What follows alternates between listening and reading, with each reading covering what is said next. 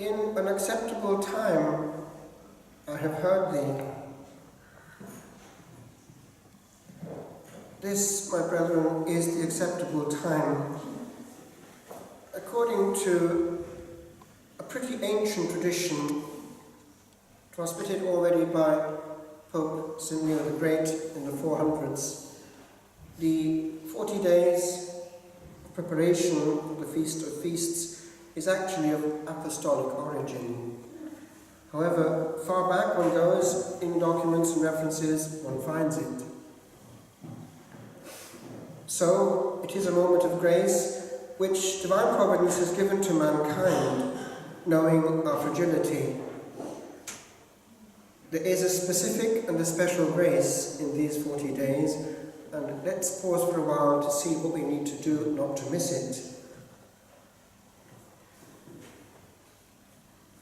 I presume we all, on Wednesday, had the ashes.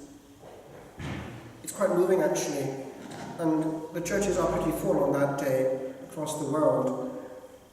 And all shapes and sizes come up, tiny ones, and ones at the other end of the scale, surely not far from that end that we're reminded of in no uncertain terms. Remember that you are dust. And unto dust you shall return. And when one does it quietly and well, without hurrying it, with a sincerity and intensity in one's own gestuality and expression, they actually do seem to take it quite seriously. Shutting their eyes, some, not a few actually, answer thank you, but with that heartfelt thank you, which is meaning I received a message there. Our Catholic faith is rich in these elements of physical contact. Something that was just a few days earlier with St. Blaise.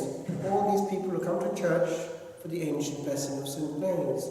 And then we had the same kind of church full of people to be healed and blessed on the 11th of February.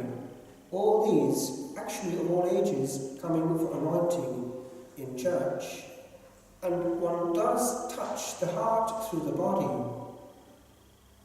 As priests, the use of the body is sacramental, and it heals on every level. We need to express Jesus with our eyes, our voice, our touch, our warmth. It matters. What worse than the bad testimony of a cold stone wall when one comes for grace?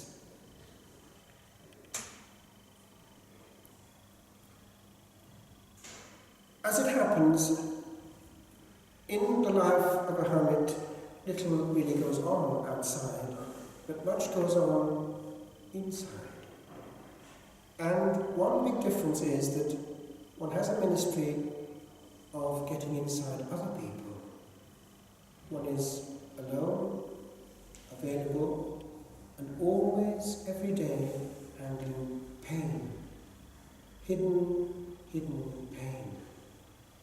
And do you know that the gentlest ministry of all, quite often, is letting them unburden? Just the fact of caring is hugely, hugely important in a world that doesn't care. And for that to happen, there are certain rules. We are entering now 40 days of desert.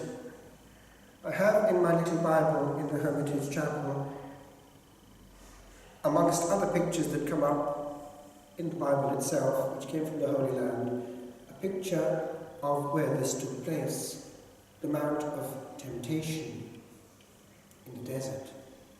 And there now, and it's there in the picture, is a monastery.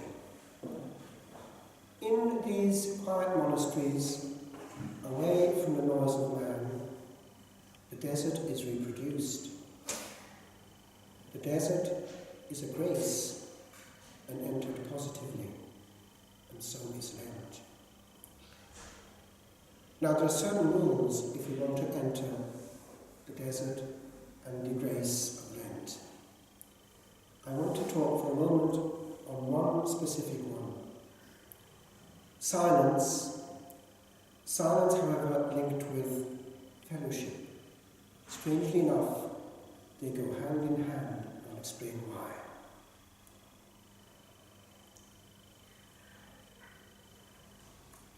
Bear with me, because I'm translating these bits of a book on silence as I go along from the Italian. He who loves silence loves also the essential word. That person knows that the most beautiful word does not break the silence, but renders it more sensitive, more feelable. The word proceeds from silence. It expresses it, and to it it returns. Silence is the space that the word passes through. And in it, that word resonates. Now, it does insist that the most beautiful words are the very voices that come out of silence. Silence is the asceticism of the word. It provides a sort of ballast, a monitor, a corrective when language is losing its authenticity.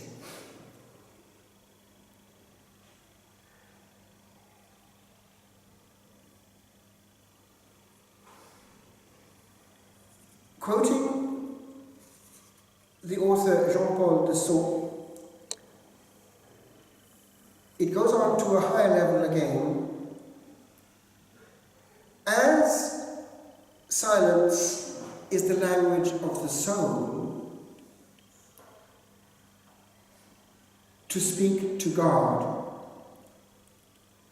and is the art of persuading Him and obtaining what we need.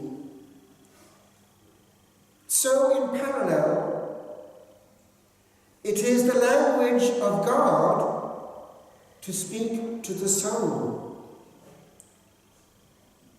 Because in silence, God instructs the soul on the truths of salvation and on the divine mysteries.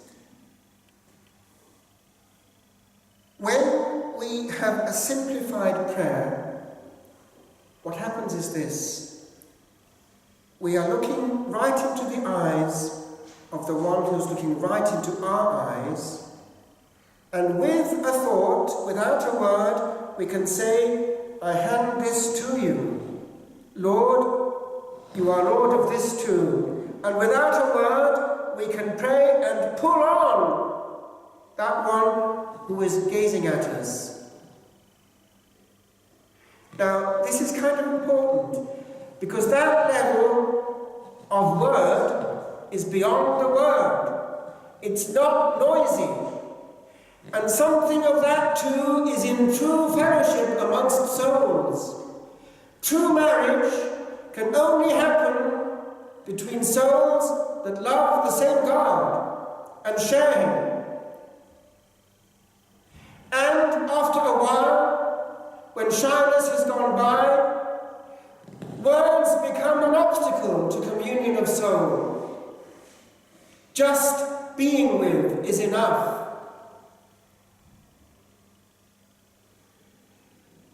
Compare that to to what now in a few days' time we'll have in Ireland, not on St. Patrick's Day but Paddy's Day, when the whole country will be awash with many words, well lubricated with gallons of Guinness and worse. Is it fellowship? Is this raucous, vulgar laughter that we hear in our pubs anything to do with communion of souls? No! It's an echo of the other side, and this is where I want to finish. Father Michael Barr, leaving my house one day, muttered, quoting one of his confreres, "Hell is full of noise." And the person who loves noise shows where he belongs.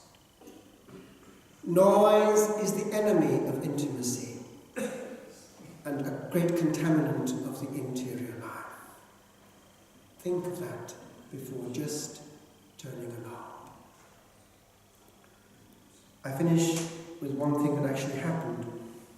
I was in Rome at the time, and I heard this from talking to my fellow Norbertines in the house.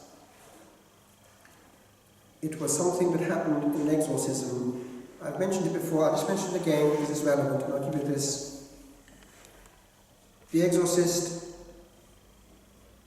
was fairly keen on getting rid of these demons from the possessed person, and almost losing patience, commanded them, "All of you together, depart!" Echoing this gospel. "Be gone, Satan." And this plethora of voices from the possessed person came out. "We're never together! In hell, we're all alone!" So the maximum of noise is the maximum of loneliness. And but a word in depth of silence is the maximum of communion of sorrow.